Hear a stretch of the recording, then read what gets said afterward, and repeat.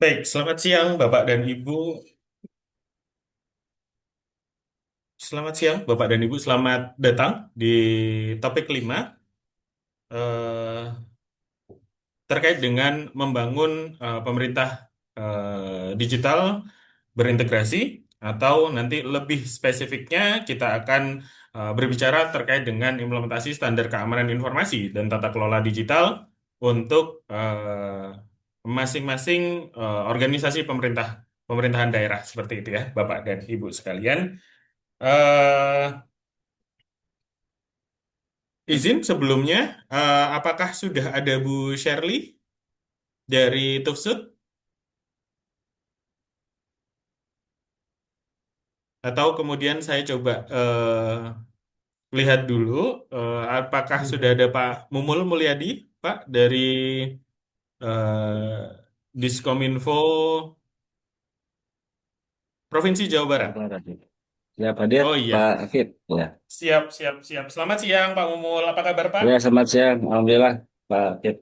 Sehat, sehat. Baik, Alhamdulillah. Baik Bapak.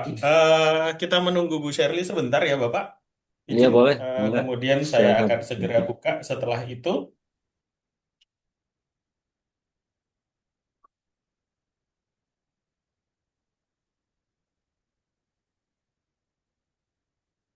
Atau mungkin supaya lebih mempersingkat waktu seperti itu ya Pak, atau kita waktunya supaya tidak terbuang seperti itu ya Pak, kita mungkin akan jalankan terlebih dahulu webinarnya. Nanti Pak Mumul Mulyadi silakan untuk menjadi narasumber yang pertama seperti itu. Nanti kemudian untuk materi kedua atau sesi kedua seperti itu nanti akan diisi oleh Ibu Shirley Dwi Maharani dari Tufsut Indonesia. Kurang lebih akan seperti itu. Mungkin Pak Mumul, bagaimana Pak? Boleh, silakan, Pak Afid. Baik, baik, baik, baik. Baik, kalau begitu. Bismillahirrahmanirrahim. Assalamualaikum warahmatullahi wabarakatuh. Selamat siang dan salam sejahtera untuk kita semua. Om Swastiastu, Namo Buddhaya, salam kebajikan.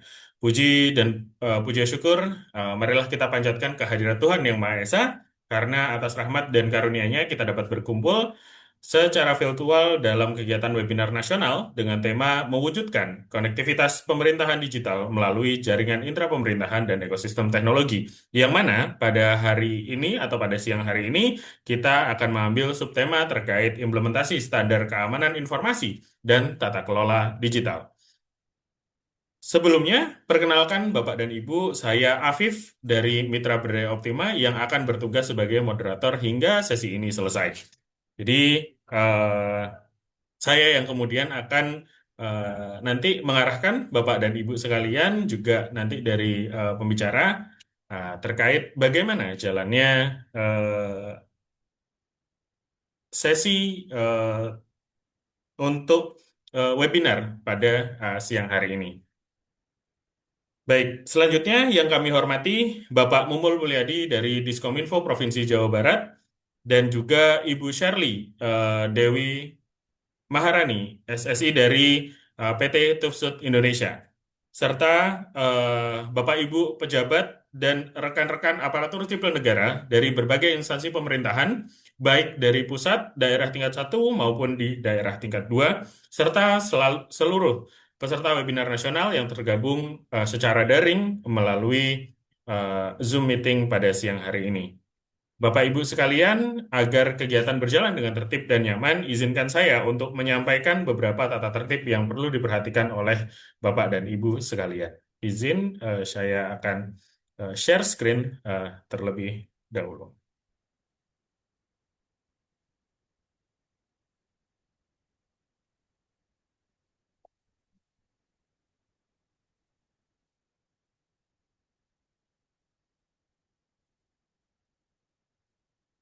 Baik, Bapak dan Ibu sekalian, yang pertama yang harus dilakukan atau yang harus yang do seperti itu ya Bapak Ibu adalah memastikan koneksi internetnya stabil, mengecek audio, kamera dan juga aplikasi dalam hal ini Zoom, kemudian menggunakan nama asli saat masuk ke ruang webinar. Nah, ini cukup penting Bapak Ibu karena nanti ketika kita berinteraksi kita bisa tahu ini Bapak atau Ibu dengan atau atas nama siapa, kemudian dari instansi mana. Kemudian silahkan matikan mikrofon atau melakukan mute saat tidak berbicara, menyalakan kamera agar interaktif, kemudian menggunakan bahasa yang sopan di chat maupun saat bertanya, mencatat poin-poin penting selama webinar, kemudian menggunakan fitur raise hand atau chat sebelum berbicara, mengikuti arahan moderator dan host, kemudian memilih tempat yang tenang, bebas dari suara bising, serta menggunakan background netral atau virtual background yang sudah disediakan.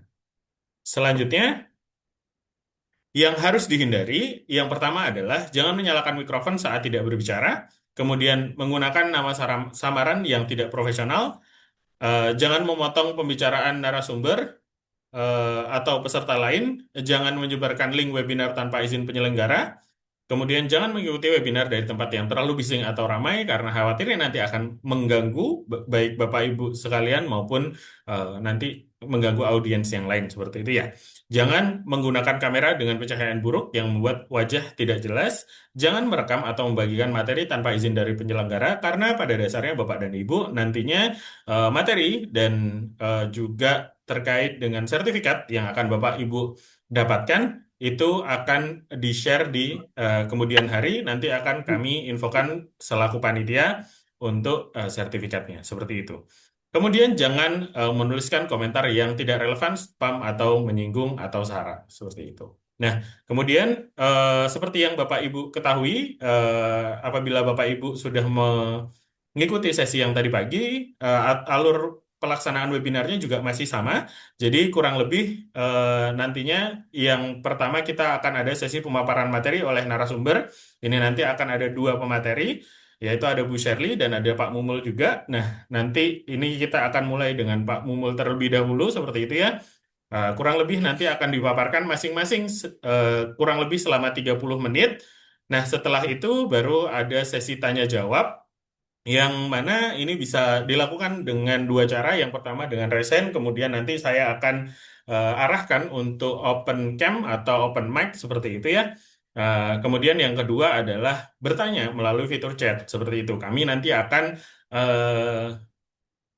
menyimpan seperti itu ya, akan merecap pertanyaan-pertanyaan yang ada atau yang ditujukan kepada tentu saja kepada pemateri seperti itu di kolom chat Zoom dan nantinya akan saya bacakan di akhir sesi seperti itu.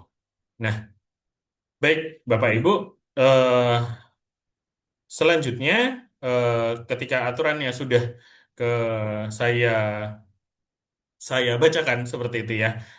Bapak Ibu, harapannya kita bisa mengerti dan paham dengan jelas terkait dengan aturan yang sudah saya bacakan sebelumnya. Baik, hadirin yang saya hormati, sebagaimana kita ketahui bersama, implementasi standar keamanan informasi dan tata kelola digital ini bertujuan untuk memberikan pemahaman komprehensif mengenai pentingnya penerapan standar keamanan informasi dalam mendukung tata kelola digital yang efektif di era transformasi teknologi pada hari ini. Melalui kegiatan ini atau webinar kali ini di breakout room ini, eh, harapannya, Bapak Ibu peserta akan memperoleh wawasan tentang strategi membangun sistem keamanan informasi yang selaras dengan kebijakan organisasi, memahami risiko kebocoran data, serta langkah mitigasinya, dan mengintegrasikan tata kelola digital yang transparan, efisien, serta sesuai dengan regulasi yang berlaku. Webinar ini juga diharapkan dapat menjadi panduan praktis bagi Bapak Ibu yang kemudian secara teknis akan turun langsung di pemerintahan seperti ya Bapak Ibu seperti itu Bapak Ibu untuk memperkuat terkait infrastruktur digital serta menjaga kepercayaan publik begitu ya untuk melalui penerapan standar keamanan informasi yang berkelanjutan. Bapak Ibu sekalian, saya tadi juga sudah mention ada dua pemateri kita pada siang hari ini. Kemudian terkait dengan materi dan pemateri, saya juga akan sampaikan. Namun ada yang kemudian ingin saya sampaikan, yaitu kita punya atau kami akan bagikan 6 voucher training dari Mitra Berdaya Optima senilai masing-masing 500.000 dan juga ada 10 voucher diskon 15% untuk training di PT Tufsud. Nanti Bapak dan Ibu bisa lihat training apa saja yang bisa diambil di Tufsut dan di MBO atau Mitra Berdaya Optima seperti itu ya. Nantinya harapannya voucher ini bisa menjadi penunjang untuk Bapak Ibu yang kemudian ingin melaksanakan sertifikasi atau pelatihan di Tufsut maupun di MBO seperti itu. Nah, kita mungkin akan langsung ke pemateri yang pertama, yaitu Bapak Mumul Mulyadi dari Diskominfo Provinsi Jawa Barat, yang mana Bapak Mumul Mulyadi akan eh, memberikan pemaparan atau menyampaikan materi terkait dengan implementasi standar keamanan informasi dan tata kelola digital di Provinsi Jawa Barat. Ini nanti akan disampaikan oleh Pak Mumul Mulyadi dalam waktu yang kurang lebih 30 menit. Pak Mumul Mulyadi, apakah sudah standby, Pak? Siap. Pak Afif. Baik, baik, baik, Pak Mumul. Silahkan waktu dan tempat kami persilahkan, Pak. Oke, siap. Terima kasih Pak Afif yang menjadi Izin moderator Pak ya. Mumul, izin Ya. Bapak. Mohon maaf Bapak, saya ada kelupaan satu step lagi. Oh ya, Kebetulan siap. kami sudah membuatkan satu video profile Bapak. Nah, sebelum nanti disampaikan oleh Pak Mumul terkait materinya, izin kami untuk putar terlebih dahulu ya Pak, terkait dengan video profile Pak Mumul Mulyadi. Keamanan informasi adalah salah satu pilar penting dalam mewujudkan tata kelola pemerintahan yang terpercaya. Perkenalkan Bapak Mumul Mulyadi, Sarjana Teknik. Saat ini beliau menjabat sebagai Sandiman Ahli Muda sekaligus Ketua Tim Persandian dan Penerapan Tanda Tangan Elektronik di Dinas Komunikasi dan Informatika Provinsi Jawa Barat. Bapak Mumul menempuh pendidikan di Universitas Informatika dan Bisnis Indonesia jurusan Teknik Informatika. Dengan berbagai pelatihan dan sertifikasi di bidang keamanan informasi, beliau memiliki keahlian dalam penetration testing, audit keamanan, hingga implementasi ISO 27001. Dengan pengalaman dan kompetensi yang dimiliki, mari kita simak pemaparan beliau bersama-sama mengenai membangun pemerintahan digital berintegritas melalui sertifikasi dan standar kepatuhan. Baik, sudah kita eh, lihat bersama video profil dari Pak Mumul Mulyadi. Mohon maaf Pak Mumul tadi sempat dipotong. Monggo silahkan dilanjutkan eh, Pak Mumul Mulyadi. Waktu dan tempat kami persilahkan Pak. Siap. Terima kasih Pak Afif. Bismillahirrahmanirrahim. Assalamualaikum warahmatullahi wabarakatuh. Saya sapa dulu seorang Sunda. Sampurasun. Rampes. Rampes. Oh iya Ibu kita. Siap. Yang pertama saya ucapkan terima kasih ya kepada Ibu Gita sebagai Direktur MBO ya sudah mengundang saya untuk menjadi narasumber ya. Mungkin kalau di ini kan ada dua materi ya. Kita mau Diskominfo nanti lebih ke sharing Bapak Ibu ya sharing atau pengalaman perihal implementasi sertifikasi ISO 20001. Mungkin untuk materi sebelumnya Ibu Sali. Izin share.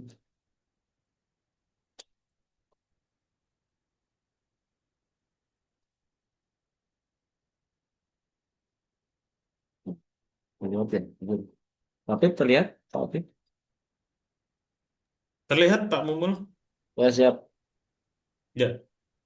Nah, terima kasih mungkin tadi untuk yang sekilas biodata sudah disampaikan.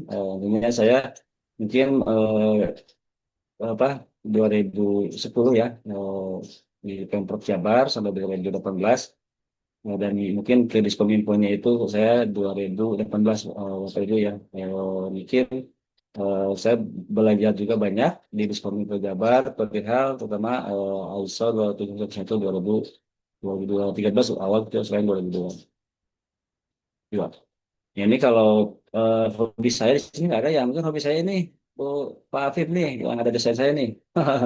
Biasanya kalau ada webinar Sandi Mania itu narasumbernya saya kasih desain khusus Pak. Kalau saya Pak Afif ya. Iya Pak. Jadi saya desain karikatur digital namanya itu hiburan aja gitu Bang. Oh, Jadi baik-baik Pak. itu Oke Bapak Ibu, mungkin sedikit memperkenalkan dulu ya sebelumnya sih lebih ke apa Aisyah, bahwa Pemprov Jabar itu memiliki program yang namanya Lalaku Sajabar, Bapak Ibu, yang disingkat Layanan-Layanan Keamanan Informasi Persandian Jawa Barat. Ini layanan Lalaki Sajabar ini dulu itu tahun 2017 Bapak Ibu. Itu juga sebetulnya pada 2016 ya, 2016 itu Diskominfo itu kan dulu menerima kayak magang gitu Bapak Ibu ya dari teman-teman BSSN yang Poltek itu. Nah, mereka itu kan 3 bulan di Diskominfo ya pada waktu itu. Nah, mereka apa memberikan namanya ini ya membuat suatu layanan-layanan ya yang bisa dinamakan lagi saja bar. Nah, ini sudah sampai mungkin 12-13 kegiatan Bapak Ibu di Pemprov Jabar. Mungkin saya tidak akan memberikan secara detail, hanya sekedar saja. Bapak Ibu mungkin pasti sudah mengenal ITSA ya. Itu security assessment itu yang pertama. Jadi setiap aplikasi-aplikasi yang akan dipublik kita selalu lakukan ITSA dulu Bapak Ibu. Jadi kalau belum dilakukan ITSA, itu tidak boleh lagi tidak boleh dipublik dulu Bapak Ibu untuk aplikasinya gitu. Yang kedua, jadi SOP-nya kita agak ketat gitu ya.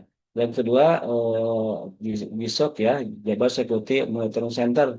Jadi kita sudah punya di SOC sekitar akhir 2020 Bapak Ibu. Nah ini untuk yang ketiga itu Jabar Design yang mungkin Bapak Ibu mengenal ya dan pasti sudah memiliki yang namanya sertifikat elektronik. Nah kebetulan sebetulnya saya sendiri sebagai ketua timnya. Nah, dan alhamdulillah dari apa total ASN sekitar 53.000, alhamdulillah per hari ini sudah ASN Jabar itu sudah memiliki semua Bapak Ibu sudah memiliki sertifikat elektronik dan implementasi TTE pada dokumen elektronik gitu ya walaupun hanya sekali dua kali mungkin kebanyakan tapi alhamdulillah itu salah satu strategi kami lah gimana supaya ASN itu terutama ya memiliki sertifikat elektronik. Nah, yang kedua, yang selanjutnya adalah KP ya, Quality Surveillance. Bapak Ibu pasti tahu ya, ini perihal kita juga kerjasama dengan BSSN ya, perihal KP ini karena mungkin dari segi alat kita masih belum memiliki. Dan juga jammer ya, jammer ini kita juga selalu laksanakan apabila biasanya kita kerjasama dengan Pas Pampres ya, ketika ada kunjungan Pak Presiden atau Wakil Presiden, kita dibantu untuk fasilitasi jammer gitu. Dan selanjutnya kita juga ada cyber security incident apa Jabar CISET gitu ya. Tadi sudah disampaikan oleh materinya oleh Pak Kadin, Pak Sobeni. Dan juga ini mungkin materi utama ini adalah Information Security Audit dan Certification. Nah, di sini ISO ini selalu berdampingan ya dengan indeks kami. Juga selanjutnya adalah JKS, Jaring Komunikasi Sandi ya. Kita juga sudah punya Capdunia, Capdumov sudah punya implementasi juga kita dari Office juga termasuk di Office Sidebar ya. Atau juga kita menggunakan Sanavati gitu ya. Untuk pengiriman surat atau informasi supaya lebih aman. Dan juga kita ini ada sebar kami Bapak Ibu pasti yang di sini mungkin banyak teman-teman saya juga ya yang hadir baik di Diskominfo Kabupaten Jabar maupun di apa di luar Jabar gitu. Alhamdulillah hari ini juga bisa ketemu ya Bapak Ibu. Dan yang terakhir adalah modul sandi data. Nah ini kita juga alhamdulillah sudah implementasi untuk aplikasi ya untuk enkripsi database ini modul sandi data ini modul yang dari BSSN ya dari Direktorat Aplikasi Sandi. Nah, ini mungkin Bapak Ibu Dinas Komunikasi dan Informatika Provinsi Barat ya sebagai pengelola data center. Ya, dan di aplikasi perlu menjaga kelangsungan ya layanan untuk melindungi data dan informasi. Jadi di Pemprov Jabar itu seluruh aplikasi dan juga jaringan yaitu sudah apa terutama untuk aplikasi sudah seluruhnya seluruh aplikasi sudah ada di Diskom Info Jabar Bapak Ibu. Walaupun ada juga sebetulnya masih ada ya sebagian yang mungkin masih memiliki data center, misalkan Bapenda atau distrik, tapi sebagian juga udah di kita sebetulnya. Jadi sudah terpusat eh, data center di Diskominfo Jabar.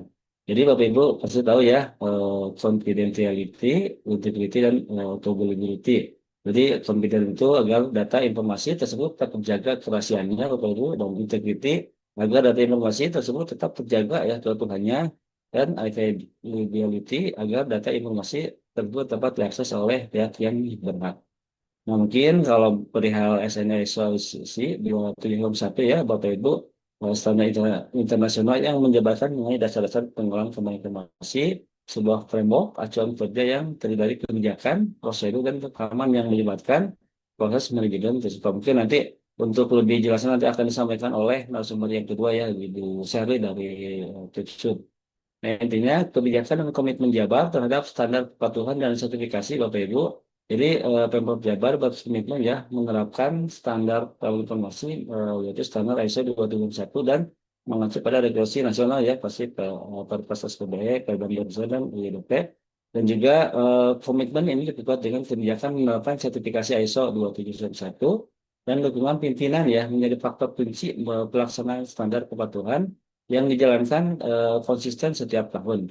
Nah, ini beberapa landasan hukum tadi, mungkin dari awal itu kan Permenkominfo ya yang pertama 2016 juga Perban, setelah itu ada Perban nomor 8 2020.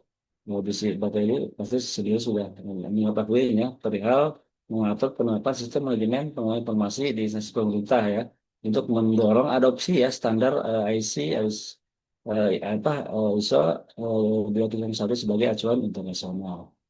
Nah, Bapak Ibu, jadi ini di sini Jawa itu berkomitmen menerapkan tadi ya Bapak Ibu itu menerapkan sertifikasi ISO ya. Jadi objeknya itu kita pengamanan fasilitasi fisik Bapak Ibu dan lingkungan data center. Lepas itu di Diskom Jabar. Nah, ini unit kerjanya itu Bapak Ibu mungkin nanti saya banyak dasar juga pada audit internal. Jadi Diskominfo itu biasanya kan kalau mungkin di dinas Diskominfo itu ada tiga urusan Bapak Ibu ya, informatika, statistik dan persandian gitu.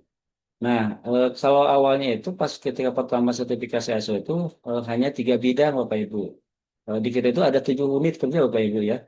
Bidang ini di sini terus ada sekretariat, di GAP. Di government itu lebih ke infrastruktur yang mungkin dari data center. Bidang sandi kami itu lebih persandian dan sama informasi. Kita menjadi bidang itu sekitar tahun 2018 ya, bidang sudah menjadi bidang persandian dan sama informasi. Bidang aplikasi itu mungkin lebih ke pengelolaan aplikasinya. Dan bidang statistik itu lebih ke statistik. Bidang IKP lebih komunikasi publik, Bapak Ibu ya. Dan yang kita punya UPTD, Bapak Ibu, UPTD, PLDB, IG mungkin lebih dikenal dengan apa CDS ya, Jabar Digital Service gitu. Nah ini Bapak Ibu, jadi ruang lingkupnya itu tidak hanya kalau awal mungkin kita tiga tiga unit kerja Bapak Ibu, sekretariat, bidang ligap dan bidang seni kami. Tapi lama kelamaan kita apa untuk ruang lingkupnya ditambah Bapak Ibu ya, mungkin supaya lebih awal. Nah, ini penerapan ISO di Pemprov Jabar, Bapak Ibu. Jadi awalnya itu adalah penerapan ISO 271 masih 2013 ya. Itu diawali tahun 2017, Bapak Ibu. Jadi 2017 itu awal tentunya awal pertama sebutkan tadi yang Perban atau Kominfo itu kan kita melakukan biasanya indes kami ya Bapak Ibu, verifikasi indes kami pada waktu itu kan 2017 itu masih dilakukan oleh Kominfo Bapak Ibu ya, yang berkali Kominfo pada waktu itu. Jadi pertama itu 2017, nah, selanjutnya kita 2000 jadi 2017 itu mungkin lebih ke persiapan Bapak Ibu apa menyiapkan dokumen-dokumen, menyiapkan SOP-SOP dan lain-lain lah. Dan 2018 kita lakukan sertifikasi gitu ya. Ya mungkin ada perbedaannya. Kalau tahun sekarang, kalau dulu mungkin kita fokus ke pendampingan dengan pihak mungkin bisa tenaga ahli juga ya. Nah, jadi kalau sekarang itu kan yang saya tahu itu sekarang mungkin bisa lebih cepat ya. Pendampingan itu bisa 3 bulan misalkan. Nah, selanjutnya biasa langsung ke sertifikasi ke lembaga sertifikat. Jadi sebenarnya kalau sekarang bisa dalam 1 tahun pendampingan atau persiapan ya, persiapannya dan juga langsung sertifikasinya. Jadi kalau bisa jangan menunggu lama gitu ya.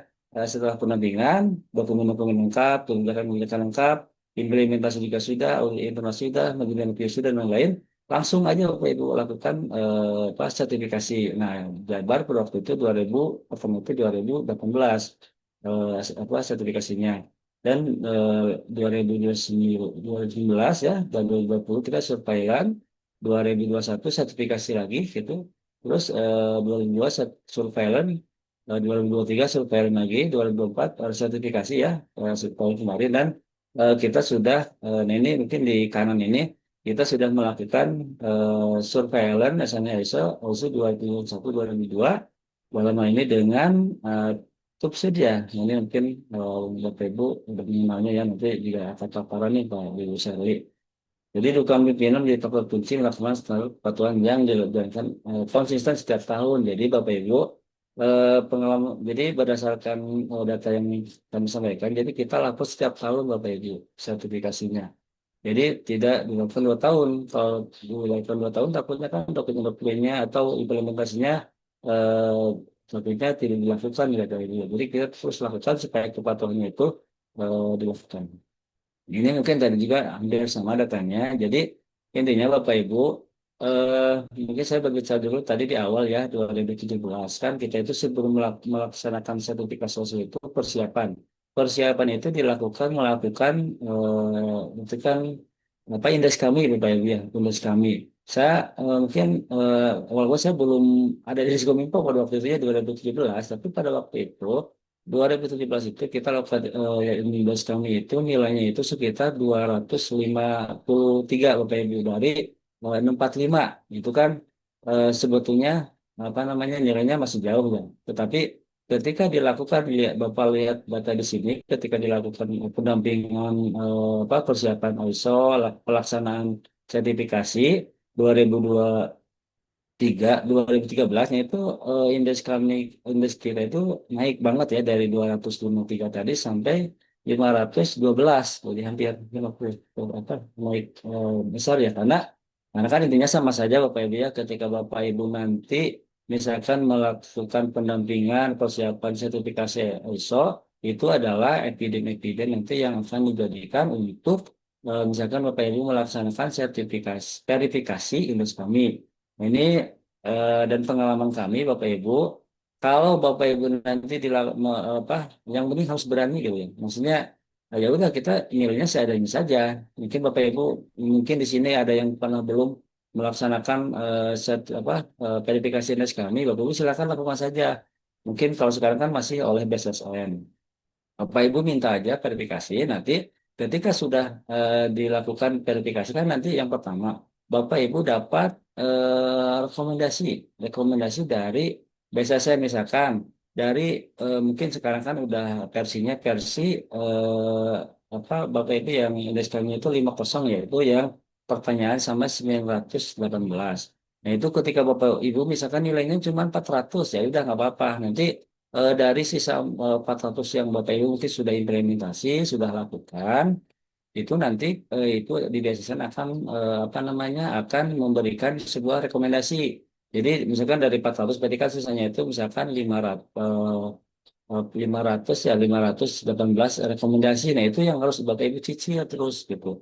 Dan juga Bapak Ibu ketika Bapak Ibu melakukan verifikasi indeks kami, itu juga bisa menjadikan dasar Bapak Ibu atau rekomendasi bahwa untuk pelaksanaan sertifikasi Bapak Ibu. Kita kan misalkan di verifikasi biasanya ini hasilnya adalah dari kategori saya misalkan tinggi ya atau nilainya udah gitu misalkan nilainya masih apa intinya hasil verifikasi kami itu nanti Bapak Ibu bisa menjadikan dasar untuk permohonan mungkin anggaran untuk tahun depan. Pak ini kita sudah verifikasi dan rekomendasi BSSN bahwa nilai kita itu harus tahun depan itu harus melakukan apa namanya pendampingan, melalui persiapan dan juga sertifikasinya ke lembaga sertifikasi.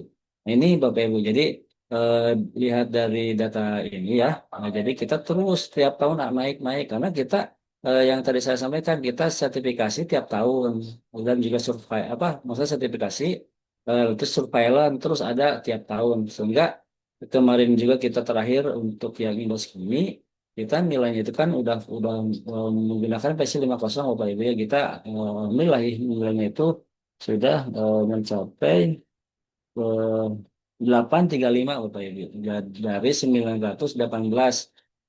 Kami itu kan juga karena kita rutin untuk kepatuhan yang melaksanakan kepatuhan OSMI ISO 27001 seperti itu.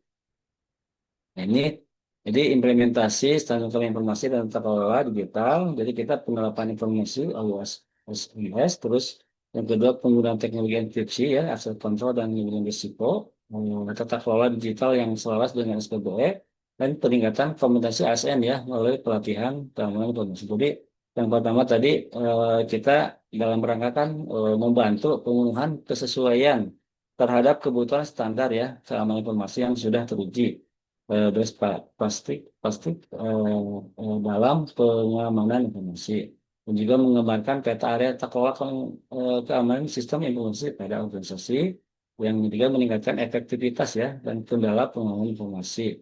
Dan yang keempat membantu ya organisasi dalam menjalankan perbaikan yang berkesinambungan di dalam pengelolaan keamanan informasi dan juga memiliki kontrol terkait keamanan informasi terhadap lingkungan proses bisnis yang mungkin menimbulkan risiko atau gangguan adanya mekanisme yang mengukur berhasil atau tidaknya kembali penyeimbang. Dan selanjutnya ini mungkin Bapak Ibu kita mungkin ini penyusunan dokumen dari 2017 ya yang tadi saya sampaikan banyak sekali mulai dari jadi ada 9 sebetulnya Bapak Ibu kebijakan ada kebijakan SMKI. Memang untuk SMK ini kita ruang hukumnya di Diskominfo Bapak Ibu ya. Mungkin Bapak Ibu sekarang dibuatkan itu lebih luas ya SMK-nya ruang hukumnya itu misalkan Pemprov Jabar, misalkan untuk Pemda gitu ya.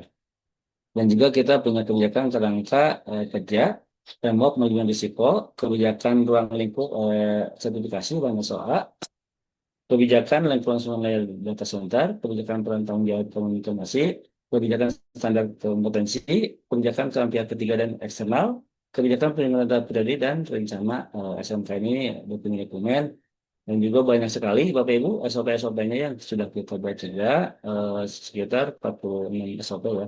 Dan juga dokumen formulir juga banyak nih, 44. Banyak sekali formulir ya yang harus disiapkan. Nah, mungkin Bapak Ibu nanti ketika ada pendampingan mungkin ya dengan tenaga ahli atau apa namanya nanti pasti akan seperti ini juga sebetulnya ya. Ada kebijakan, ada SOP, ada formulir yang harus disiapkan. Nah, ini banyak sekali ya, Bapak Ibu. Kita tidak ini mungkin penyusunan dokumen-dokumen. Kita juga punya apa Keplu sudah ada juga. Itu tidak bisa bahas ya di sini. Apa seperti diskon itu nanti nontonnya kita share juga ya. Tapi yang peta kalau kita mungkin Pergub sudah pelaksanaan persambian. Yang kedua, Pergub tentang penyelenggaraan sistem pemerintah berbasis elektronik. Tiga, keputusan Gubernur Jawa Barat tentang tim tanggap insiden, keputusan Gubernur Jawa Barat tentang PHKS juga sudah ada, keputusan Keplu tentang manajemen risiko, sistem SPB ya. Terus kedua yang enam keputusan tentang pedoman teknis siklus SBLC juga sudah punya juga. Pedoman pengembangan aplikasi berbasis website, pedoman teknis pengembangan aplikasi berbasis mobile juga kita sudah memiliki. Nah, kita juga sebenarnya seperti tadi saya di awal sampaikan kita sudah melakukan untuk enkripsi ya modul sandi data yang dari BSSN sekitar mungkin ada 13 ya yang sudah implementasi, tapi sebagian masih staging dan juga sudah production. Ini untuk peningkatan SDM keamanan informasi kita mungkin ini dari datanya dari 2020 ya kita pelatihan atau tes juga sertifikasi etika hacker ya kita internal biasa untuk tim officernya terus bimbingan teknis ITSA pentas tahun 2021 pelatihan rutin dan rutin 2004 dan 2005 tiap tahun ada. Terus BIMTEK kesiapsiagaan insiden cyber security ya di tes kita tidak hanya dari CISET Pemprov Jabar tapi juga kita melakukan pelatihan BIMTEK untuk CISET Kota jadi ada pendampingan gitu ya. Dan juga pelatihan audit keamanan SPBE kita juga sudah lakukan pelatihan sertifikasi komputer kontes terus informasi security management system implementer dan juga terus training manajemen pengembangan jaringan intra ya tahun 2024. Ini langkah-langkah praktis kita, jadi kita lakukan sosialisasi ya, sosialisasi standar kelemahan dan seluruh perangkat daerah. Jadi pasti kita tiap tahun itu selalu lakukan ya, apalagi di kita kan rutin ya, untuk melakukan webinar ya. Ini kan webinarnya itu mungkin Bapak Ibu pasti bosan ya, kalau saya juga kadang sering share di grup pasti Telkom Sanda yang Jabar juga di KSN ya, yang di persendian yang di masing-masing itu saya sering share juga. Kita terus aja mengingatkan ya ke teman-teman atau ke masyarakat lah perihal seperti awareness yang kita buat apa namanya setiap minggu ya sebar kami. Jadi Bapak Ibu ketika nanti Pak saya kendalanya tidak bisa desain gitu ya. Dan mungkin Bapak Ibu bisa aja ya ngambil desain yang sudah ada mungkin di dari Diskominfo Jabar tapi mungkin nanti disebutkan mungkin sumbernya dari Diskominfo Jabar atau biasanya persaingan itu kan sedikit SDM-nya ya mungkin Bapak Ibu bisa kolaborasi atau kerjasama juga dengan bidang IKP gitu. Biasanya kan kalau IKP itu dia lebih desain-desainnya udah bagus ya kita hanya memberikan materinya saja. Materinya juga kita mengambil dari sumber-sumber BSSN. Ini sebenarnya kita ada desain ulang gitu. Jadi pasti setiap flyer ini kita ada sumber di bawahnya, misalkan BSSN. Dan juga kita juga lakukan webinarnya Bapak Ibu yang sebulan sekali. Kita selama lebih 4 tahun, 4 tahun ya, berarti lebih 4 tuh kita selalu rutin tidak ada satu bulan pun yang bolong gitu karena alhamdulillah kita apa tidak hanya perangkat di Jabar tapi juga kita mengundang teman-teman Diskominfo se-Indonesia. Sebetulnya intinya kita juga mengajak selain kita memberikan sharing yuk teman-teman teman-teman juga silahkan lakukan sama dengan yang kami lakukan minimal lakukan dengan apa kepada perangkat daerah di masing-masing pemdanya gitu kalau misalkan mau lagi mungkin di Jabar kita ngundang juga eh, apa nggak masalah kan lebih bagus gitu. Gitu. Jadi itu Bapak Ibu yang untuk literasi tadi. Nah ini mungkin saya mau sharing Bapak Ibu. Bapak Ibu mungkin ada yang sudah pernah atau belum ya untuk melakukan audit internal. Jadi tadi saya sampaikan kan sebelum dilakukan audit eksternal oleh lembaga sertifikasi, yang pertama pasti kita lakukan pendampingan ya. Kalau kita juga tetap tiap tahun itu dibantu oleh tenaga ahli atau pihak ketiga lah untuk pendampingannya. Ya mungkin termasuk juga MDL ya yang membantu kami. Jadi kita lakukan tiap tahun termasuk audit internalnya juga. Yang tadi saya sampaikan di awal kan sebetulnya dari awal tahun itu kita hanya 3 unit kerja saja, sedangkan sebetulnya totalnya itu ada 7 unit kerja. Mungkin saya sedikit share Bapak Ibu sampai tahu ada bayangan. Jadi emang awalnya itu mungkin 2022 ya. Jadi ini kan pasti kembali lagi dari dua pimpinan Bapak Ibu ya. Jadi ketika di 2022 itu tadi saya waktu Bu Ika, udah sekarang jangan supaya merasa memiliki gitu ya. Tidak hanya 3 unit kerja saja, kan apa namanya ini kan ruang lingkupnya Diskominfo ya jadi harus memiliki maka dilakukan untuk audit internalnya juga itu dilakukan semua untuk kerja bagi 7 unit kerja. Nah, jadi ini pengalaman apa pertemuan dan temuannya gitu pasti banyak ya kalau yang namanya audit internal dengan audit eksternal pasti berbeda Bapak Ibu. Kenapa? Kalau kita itu ya pengalaman kami jadi ketika audit internal ISO itu kita lakukan sebanyak mungkin yang diperiksa Bapak Ibu. Ya, ya mungkin kalau Bapak Ibu melihat ya data dari sini dari beberapa bidang itu banyak sampai 50, misalkan sampai 23, sampai 19 karena kita lakukan auditnya itu sampai detail Bapak Ibu ya. Karena kan mungkin kontrol ISO-nya banyak ya per bidang saja ada yang 91 yang diperiksa kontrolnya ISO-nya ada yang 60 gitu. Dan ketika dilakukan ketika walaupun temuan bukan masalah. Ini kan dalam rangka persiapan ya, persiapan audit eksternal. Mungkin kalau kami lebih baik temuan audit internal itu banyak karena kan hanya untuk internal yang penting kita proses audit internal itu dilakukan. Masalah nanti nanti pas audit internal mana hasilnya audit internal kok banyak temuannya ya nggak masalah kan. Maksudnya eh, setelah itu kan ada tujuan audit itu kan untuk perbaikan. Kalau dalam waktu seminggu atau 2 minggu kan diperbaiki. Nah, ketika kita sudah audit internal, nanti biasanya ketika audit eksternalnya temuannya cuma sedikit Bapak Ibu. mungkin hanya 2 atau 3 biasanya gitu ya, atau 5 sampai 10 lah untuk temuan. Jadi ini hanya sebagai contoh saja. Jadi kita itu udah melibatkan 7 unit kerja.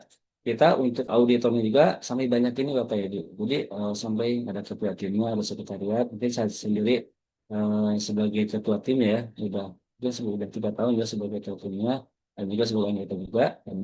Dan kita lakukan cross check Bapak Ibu. Ketika misalkan saya sebagai mungkin ini ya, contohnya semacam ini lah.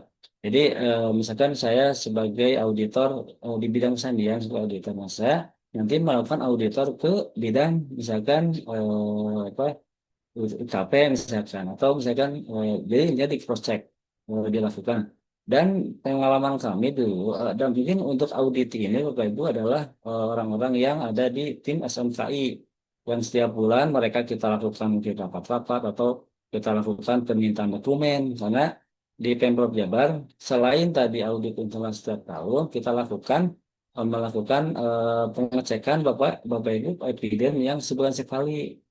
Jadi kita tidak hanya setahun sekali sekarang, kalau kan setahun sekali aja mungkin banyak ada yang tidak diimplementasikan mungkin kontrol ASN. Jadi kita lakukan per bulan juga. Nah, dan dulu juga kalau dulu kita lakukan 5 hari kalau di Muna. Kalau sekarang kita lakukan cukup lebih mungkin 2 hari 3 hari ya, 2 hari 3 hari kita lakukan.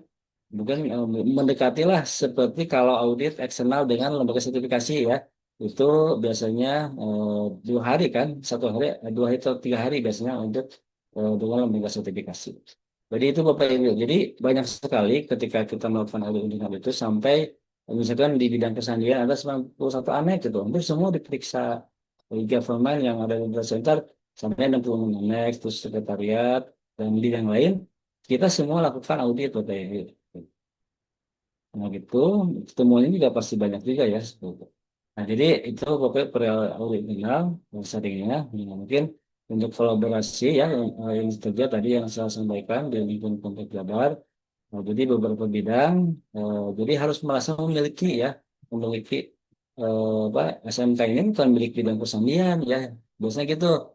Eh, Misalkan pas pelaksanaan apa sertifikat ekstra audit eksternal misalkan. Nah, itu persiapannya bukan dari bidang pesantren saja Bapak Ibu, tapi harus semua unit kerja semua ikut ya. Makanya linknya itu kan ada di kepala dinas. Semua SP-nya, semua nota dinas itu harus ada di leadnya, yaitu dari Pak Kadis lah, gitu ya.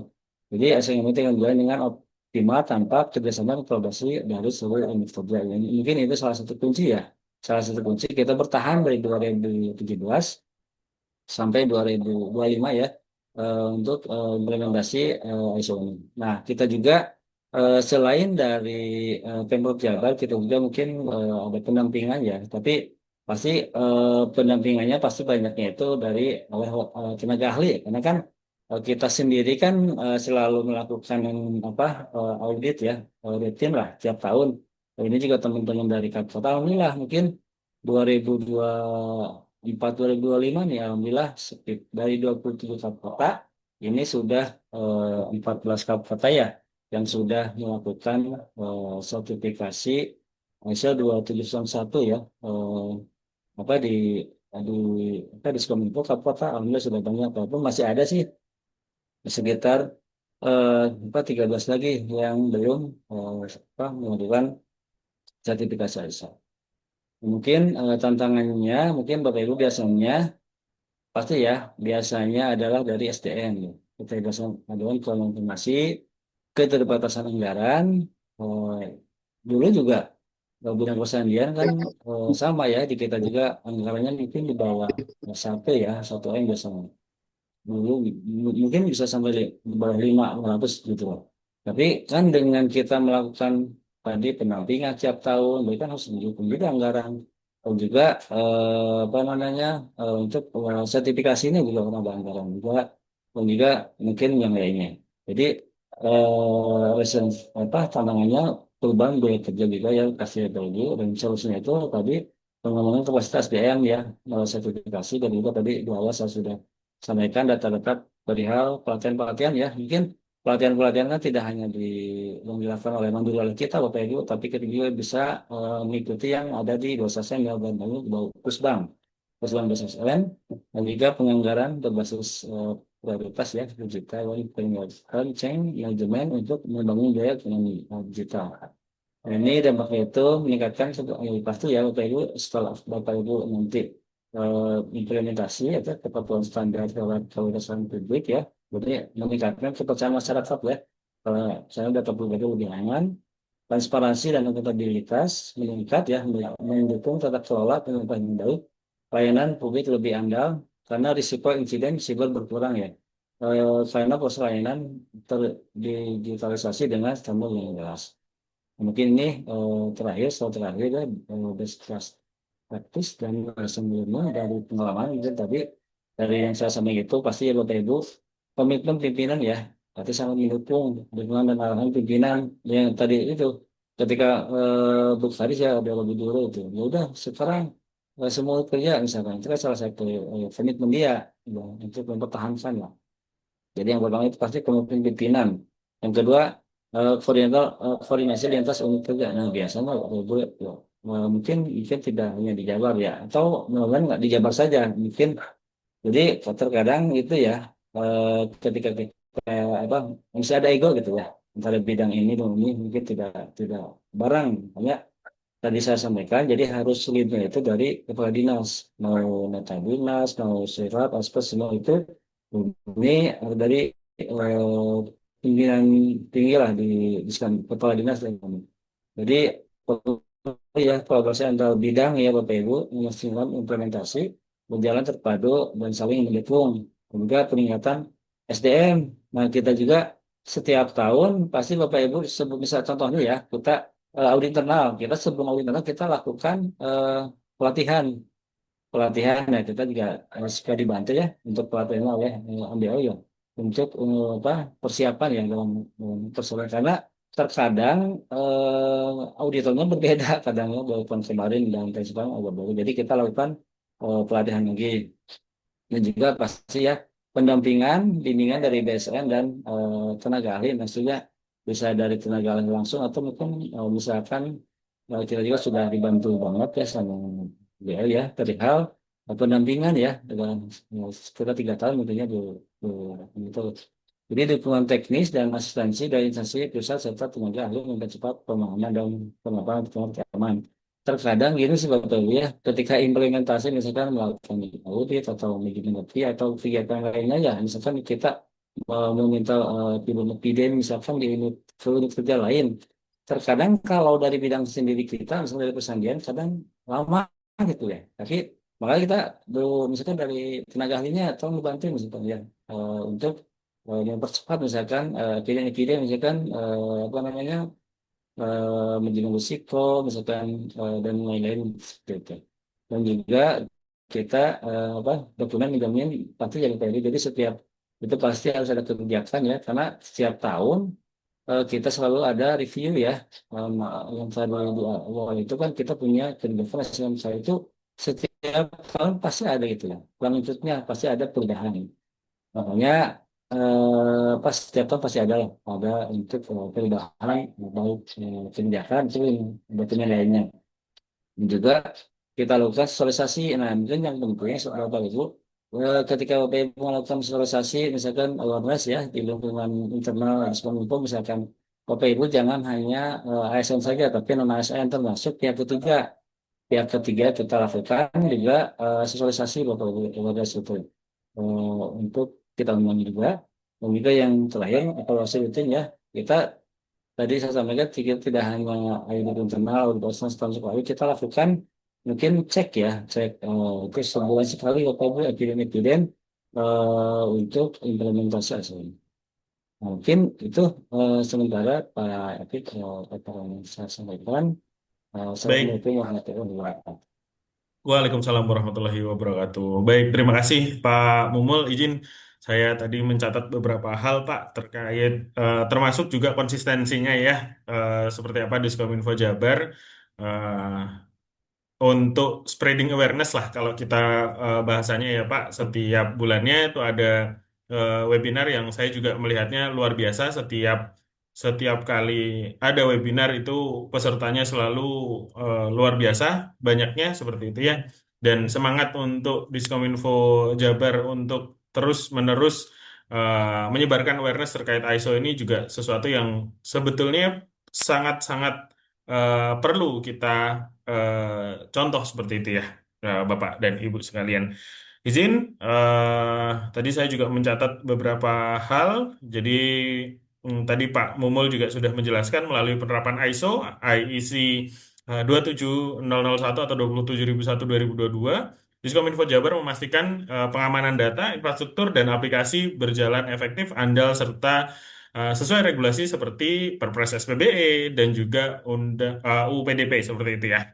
Nah, implementasi dilakukan secara menyeluruh dengan dukungan semua aspek, terutama ada pimpinan, kemudian audit internalnya juga dibuat rutin seperti itu ya, termasuk ada juga tadi Pak Mumul Mulyadi sempat mention bahwa ada ini ya pendampingan dari konsultan juga yang kemudian dalam hal ini membantu proses audit eksternalnya di kemudian hari seperti itu.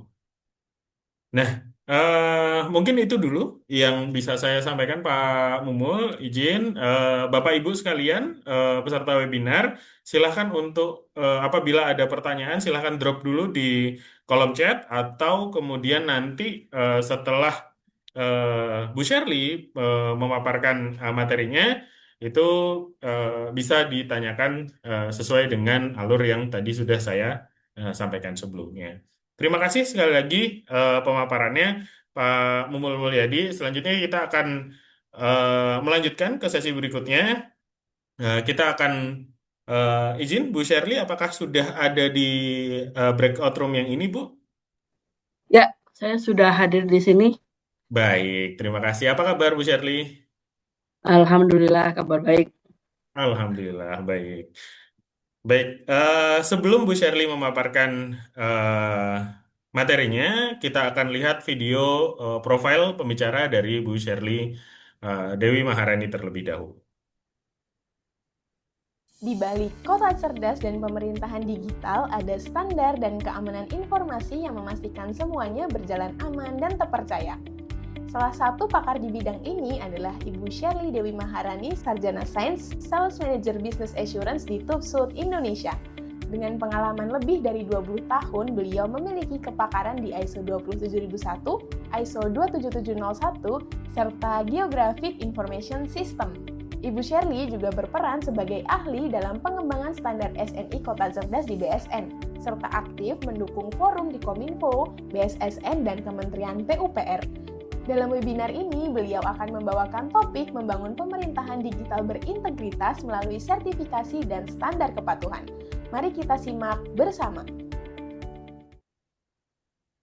Baik, kita sudah simak bersama video profil dari Bu Shirley.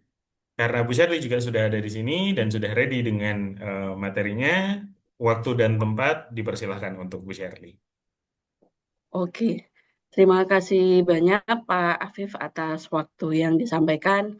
Sebelumnya kami izin mengucapkan terima kasih juga kepada MBO. Jika ada Bu Gita atau Pak, mohon maaf Pak siapa, saya lupa. Tapi Pak Pak Putro, Rin, Bu. Pak Pak Putro, Putro. betul. Tadi soalnya Iya. saya sempat masuk di breakout room yang salah. Oh iya, Tapi Bu. untungnya langsung ditarik ke sini oleh panitia. Jadi terima kasih Bu Baik. Gita, Pak Putro atas waktu yang diberikan kepada saya mewakili Tufsut Indonesia selaku badan sertifikasi untuk ISO 27001 SNI. Untuk mempersingkat waktu, saya izin share screen terlebih dahulu.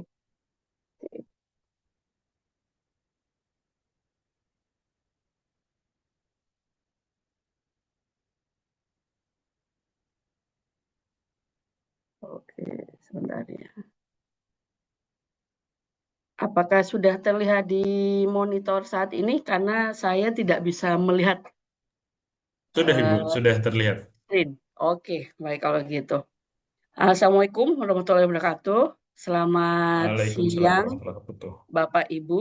Saya kira semoga eh, di waktu siang yang cerah ini materi saya tidak membosankan ya Bapak Ibu.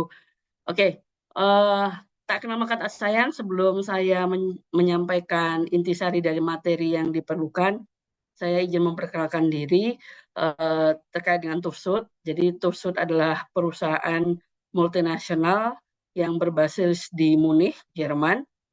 Kemudian saat ini posisi kami secara worldwide atau di seluruh dunia ada lebih dari 1.000.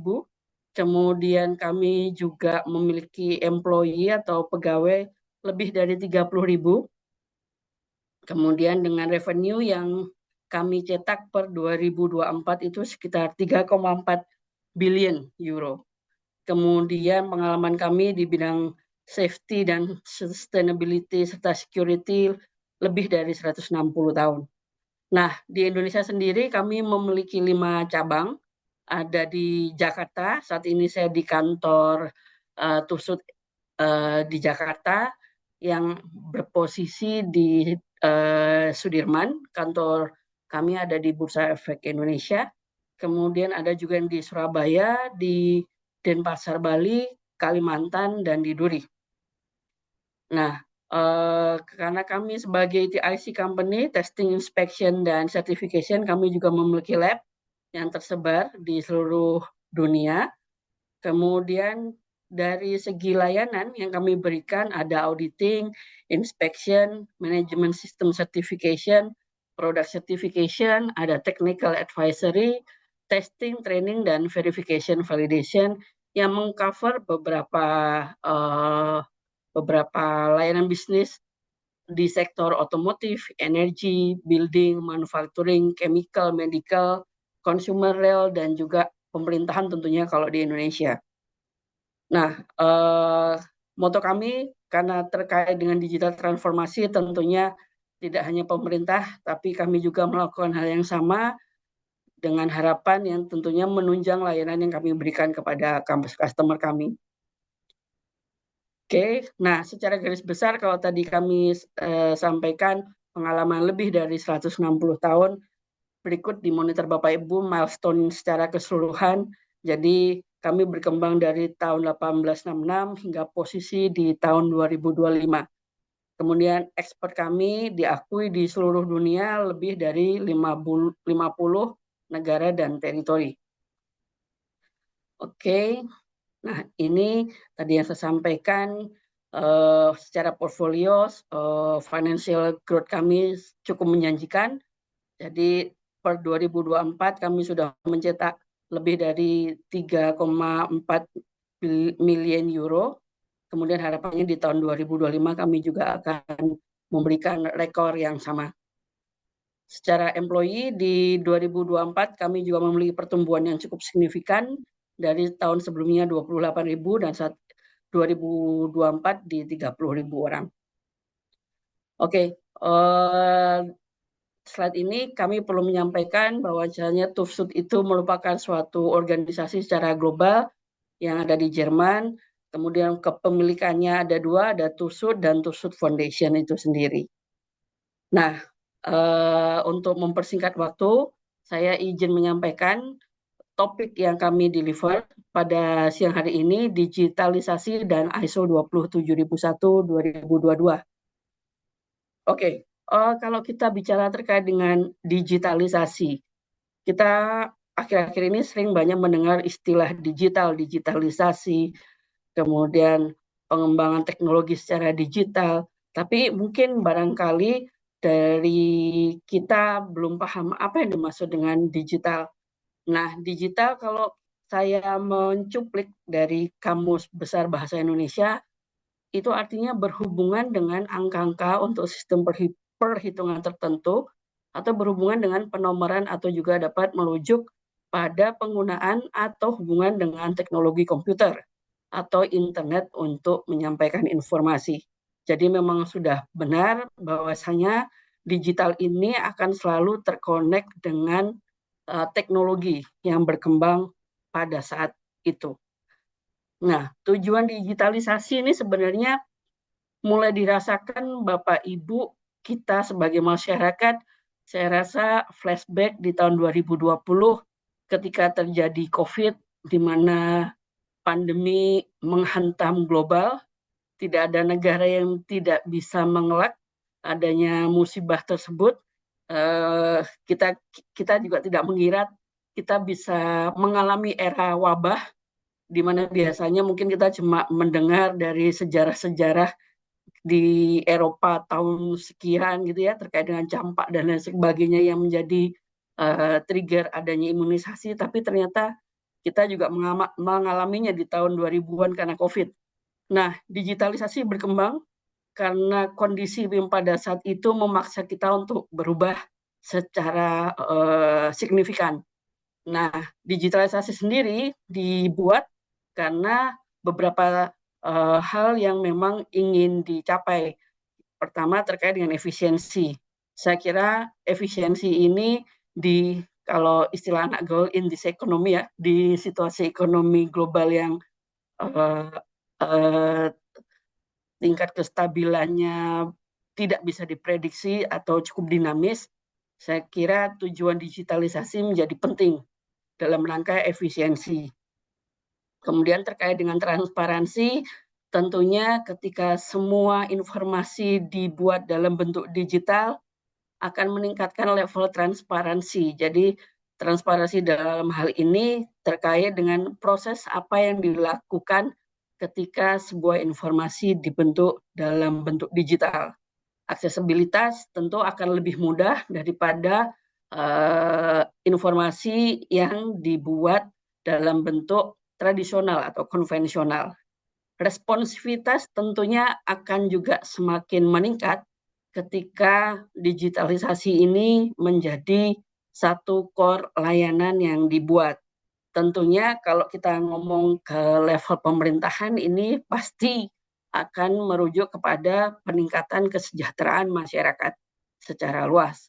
Karena beberapa parameter efisiensi, transparansi, aksesibilitas, responsivitas itu akan meningkatkan kepuasan masyarakat terhadap layanan yang diberikan, sehingga harapannya dengan kepuasan kesejahteraan ini juga akan meningkat secara otomatis.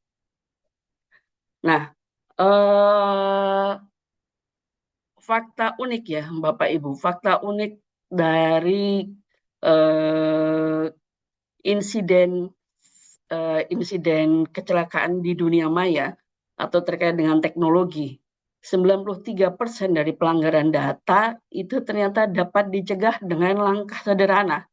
Jadi kalau diasosiasikan secara teknologi, jika ada insiden harus dilakukan perbaikan dengan melibatkan investasi dana yang cukup besar.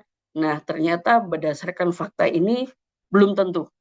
Oke, jadi ini yang perlu diketahui Bapak Ibu semuanya. Kemudian fakta unik yang kedua yang juga cukup mengagetkan ya, ternyata serangan ransomware diperkirakan terjadi setiap 2 detik.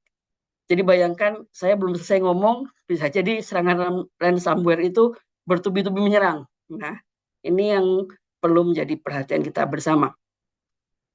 Oke, nah kalau dari tadi saya ngomong digitalisasi, terus ada hubungannya nggak dengan 27.001? Tentunya pasti ada, apalagi untuk versi 2022. Jadi ada beberapa hal yang menjadi benang merah antara digitalisasi dan ISO 27001. Jadi digitalisasi pemerintahan berjalan aman, andal, dan sesuai dengan regulasi ini tentunya juga diatur dalam ISO 27001. Dan tentunya karena tadi disampaikan digitalisasi itu harapannya untuk meningkatkan kesejahteraan, tentunya ini juga selaras dengan requirement yang ada di ISO 27001 karena dapat meningkatkan kepercayaan publik, sehingga kesejahteraan itu akan lebih mudah tercapai. Kemudian hal yang lainnya adalah meminimalkan resiko serangan cyber. Jadi resiko yang kalau tadi kita sampaikan ransomware itu terjadi setiap 2 detik, ya paling tidak dengan standar ISO 27001, meskipun sulit dihilangkan, tetapi paling tidak ketika organisasi melakukan implementasi ISO 27001, serangan ini bisa ditekan semaksimum mungkin. Seperti itu. Kemudian di bagian yang terakhir, tentunya kalau di Indonesia kita bicara terkait dengan payung hukumnya, ada regulasinya. Nah, dengan Bapak Ibu mengimplementasikan dan melakukan sertifikasi ISO 27001, tentunya pasti sesuai dengan regulasi yang ada, Bapak Ibu sudah patuh terhadap undang-undang tersebut. Khususnya kalau kita ngomong terkait dengan data pribadi yang lagi hangat-hangatnya ya dibahas di sana, di sini, di mana-mana. Tidak hanya di Indonesia, tapi juga di luar negeri. Jadi data pribadi ini menjadi salah satu isu hangat terkait dengan keamanan informasi. Oke, kalau tadi saya ngomong ada beberapa aturan pemerintah yang berhubungan dengan ISO 27001 atau data pribadi. Nah, ini beberapa poin peraturan yang saya intisarikan yang masih ada kaitannya dengan ISO 27001. Yang pertama ada Undang-Undang ITE, Undang-Undang Informasi dan Transaksi Elektronik, kemudian PP nomor 71 tahun 2019 terkait dengan penyelenggaraan sistem transaksi elektronik, kemudian Permendagri nomor 57 tahun 2021 yaitu terkait dengan peraturan tentang sistem manajemen keamanan informasi yang berkaitan dengan administrasi kependudukan di lingkup Kementerian Dalam Negeri. Kemudian ada Permenkominfo nomor 4 tahun 2016 yang mengatur tentang sistem manajemen keamanan informasi di lingkungan pemerintah dan mengatur implementasi teknis menuju ISO 27001 dan tentunya peraturan BSSN nomor 4 tahun 2021 tentang pedoman sistem manajemen keamanan informasi sistem pemerintahan berbasis elektronik atau SPB. Nah, kalau tadi dari segi regulasi, sekarang izinkan saya menyampaikan dari segi standarnya sendiri. Kalau kita ngomong standar, apa sih standar? Standar itu sebenarnya suatu kesepakatan bersama yang dibuat oleh para stakeholder yang terkait di dalamnya dan bisa diimplementasikan secara global. Dalam hal ini global tidak merujuk hanya ke teritori saja, wilayah saja, akan tetapi juga bisa diimplementasikan di skala bisnis atau skala organisasi sekecil apapun. Karena tadi saya sampaikan standar itu dibuat oleh sekelompok orang yang memang mewakili sektor tersebut, seperti itu.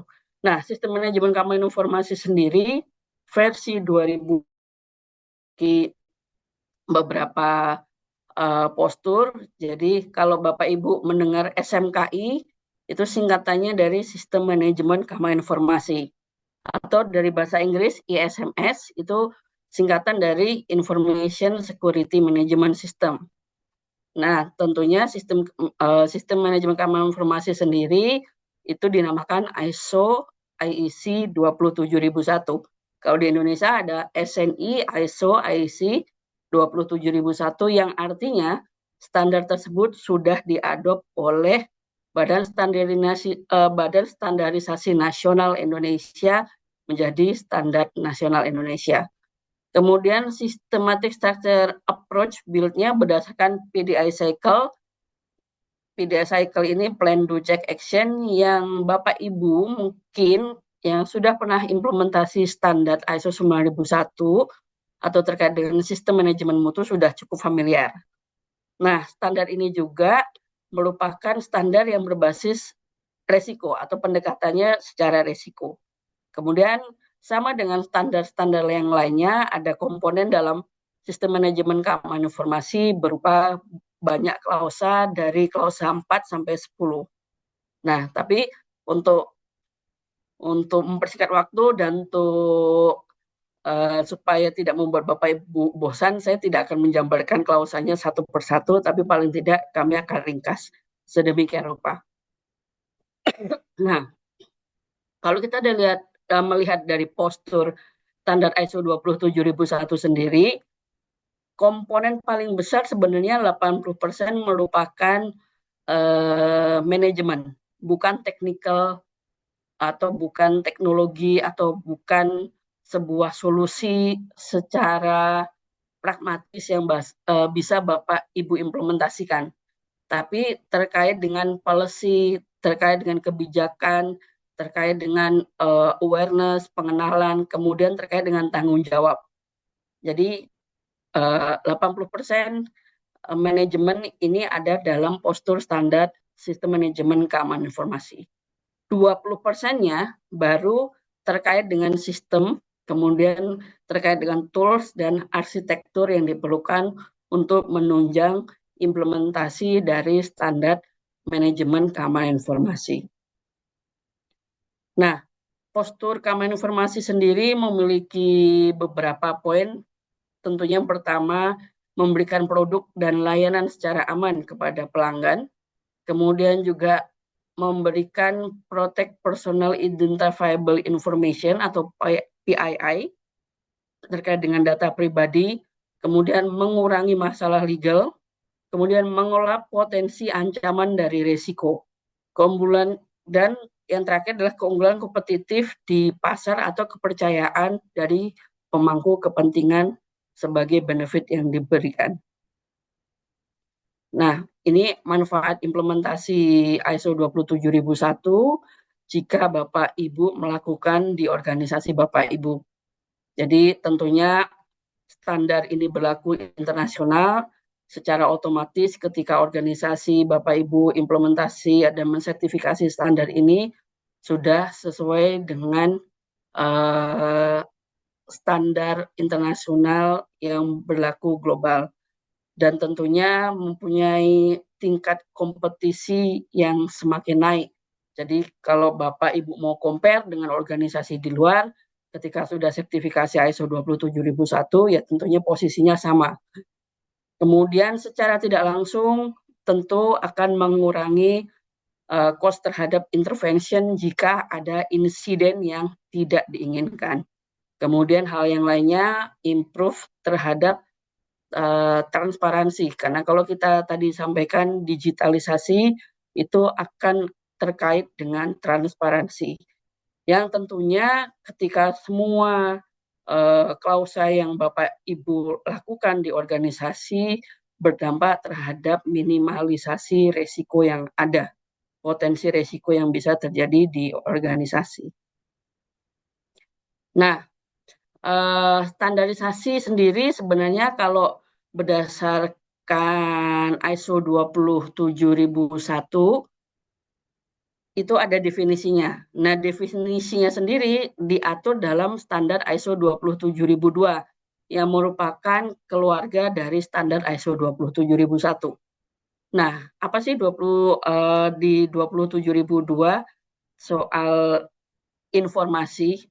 Definisi informasi berdasarkan standar tersebut adalah, saya izin dalam bahasa Inggris Bapak Ibu, tapi Bapak Ibu bisa melihat ada beberapa kata yang saya highlight, itu menjadi kunci dari pengertian informasi itu sendiri.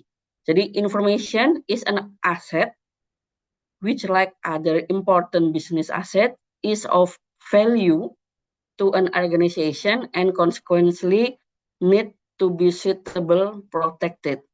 Jadi ada 3 hal, ada terkait dengan aset organisasi, kemudian ada nilai terhadap organisasi, kemudian juga ada komponen yang harus diproteksi karena informasi adalah aset yang mempunyai nilai bagi organisasi. Nah, kemudian definisi yang lainnya juga ada yang menyatakan apapun bentuk informasi yang diambil atau di-share atau dibagikan atau disimpan seharusnya diproteksi. Nah, kenapa seperti itu? Karena kembali informasi merupakan sebuah value bagi organisasi. Sebenarnya ini bukan buat organisasi juga, karena kalau kita mengacu ke standar terkait dengan data pribadi, begitu aset ini merupakan kepemilikannya atas nama pribadi, tentunya aset itu mempunyai nilai bagi pribadi tersebut, sehingga ini perlu dilakukan proteksi lebih lanjut. Oke, Kalau dari tadi saya ngomong bentuk informasi, apa sih bentuk informasi yang ada saat ini? Ya, kalau kita pasca COVID, era pandemi, saya kira hampir 95% kali ya. 95% itu sudah dalam bentuk digitalisasi, disimpannya sudah dalam bentuk elektronik. Kemudian dilakukan transmisinya dalam bentuk network, seperti itu. Kemudian ada juga yang dalam bentuk video. Nah, kemudian ada juga yang dalam bentuk verbal, seperti yang saya lakukan saat ini. Tapi ada juga yang masih tradisional konvensional, masih di print atau ditulis dari atas kertas. Nah, itu semua bentuk-bentuk informasi yang saat ini tersedia.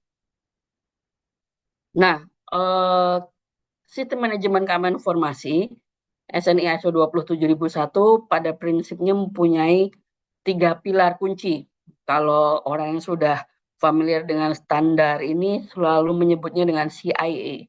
CIA ini bukan agen keamanan di sebelah sana, negara sana, tapi CIA singkatan dari confidentiality, integrity, dan availability yang menjadi fokus poin di sistem manajemen keamanan informasi.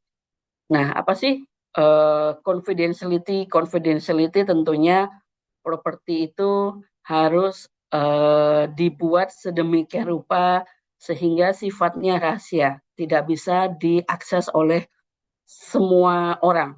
Jadi tentunya ada pemilahan sedemikian rupa sehingga data itu sifatnya rahasia dan tidak bisa diakses secara terbuka. Integrity, orang yang memberikan informasi atau organisasi yang memberikan informasi tentunya mempunyai tanggung jawab terhadap informasi yang diberikan dalam bentuk akurasi dan kelengkapan dari informasi yang disampaikan.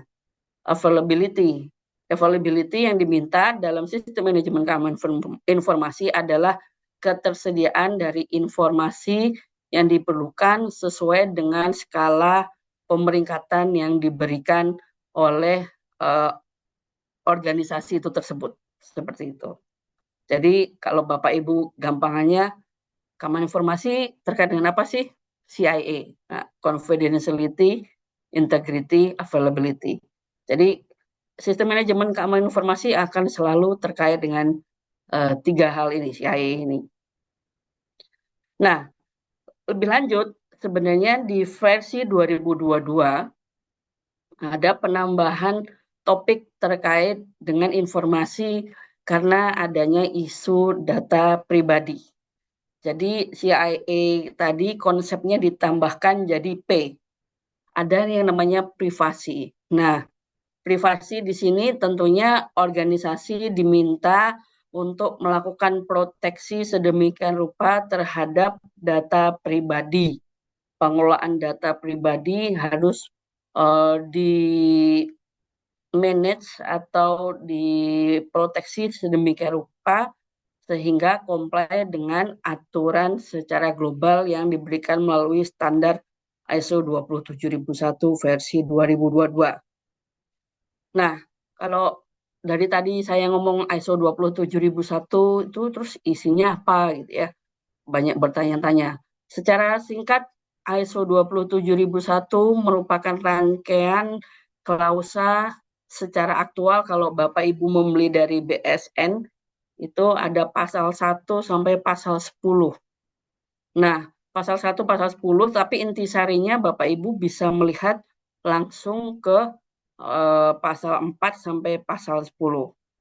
Di monitor Bapak Ibu bisa terlihat klausa 4 itu mengatur terkait dengan konteks organisasi, klausa 5 terkait dengan leadership atau kepemimpinan, kemudian klausa 4, 5, 6 itu terkait dengan perencanaan, kemudian operation-nya ada di klausa 8, kemudian ada performance evaluation-nya di klausa 9, dan terakhir improvement di klausa 10, tentunya tidak melupakan klausa 7 sebagai support. Jadi inilah yang namanya sistem plan do check action yang ada di standar ISO 27001 yang harus dilakukan oleh organisasi ketika ingin melakukan implementasi dan sertifikasi ISO 27001 ini sendiri. Oke, ini slide saya terakhir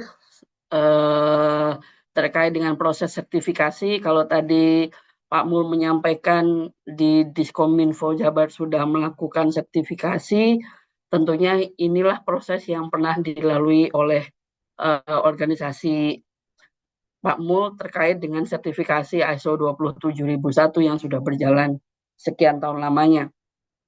Nah, prosesnya adalah aplikasi ketika Bapak Ibu nanti engage atau menghubungi tim kami, karena ada diskusi, khususnya kami minta Bapak Ibu untuk mengisi aplikasi yang ada, dan setelah kami mendapatkan informasi yang diperlukan, khususnya dengan terkait dengan ruang lingkup, karena untuk sertifikasi diperlukan ruang lingkup yang menjadi pembatasan untuk kegiatan implementasi dan sertifikasi itu sendiri.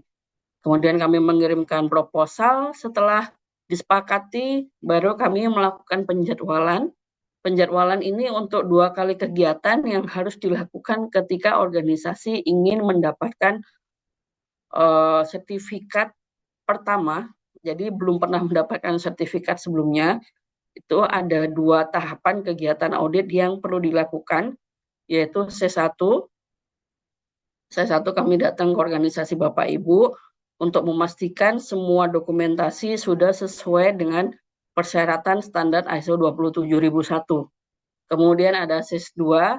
SIS-2 ini kami akan melakukan checking implementasi dari dokumen yang sudah dinyatakan lengkap di C1. Setelah semua tahapan ini dilakukan, maka kami akan menerbitkan sertifikat sesuai evidence atau bukti yang diperoleh oleh auditor pada saat kegiatan audit di lapangan. Nah, sertifikat ini akan memiliki masa berlaku selama 3 tahun. Nah, 3 tahun ini tentunya bukan berarti 3 tahun lagi kita baru bertemu, tapi nanti ada tahapan audit yang harus dilakukan tiap tahun sebagai bentuk maintenance. Jadi istilahnya kami memastikan Bapak Ibu tetap melakukan implementasi standar di tiap tahun berdasarkan sertifikasi yang sudah dikeluarkan di tahun pertama. Kemudian ada juga nanti tahapan resertifikasi audit, ini akan kami lakukan di tahun ketiga, ketika kami melakukan checking kembali, memastikan kembali organisasi Bapak Ibu sudah mengimplementasikan standar ISO 27001 di awal, inline secara konsisten, kami terbitkan kembali resertifikasi auditnya di tahun ketiga. Oke, demikian informasi yang bisa saya sampaikan saat ini. Semoga informasi ini bisa bermanfaat untuk Bapak Ibu semuanya. Demikian Pak Afif, saya izin kembalikan waktu dan tempat ke Bapak.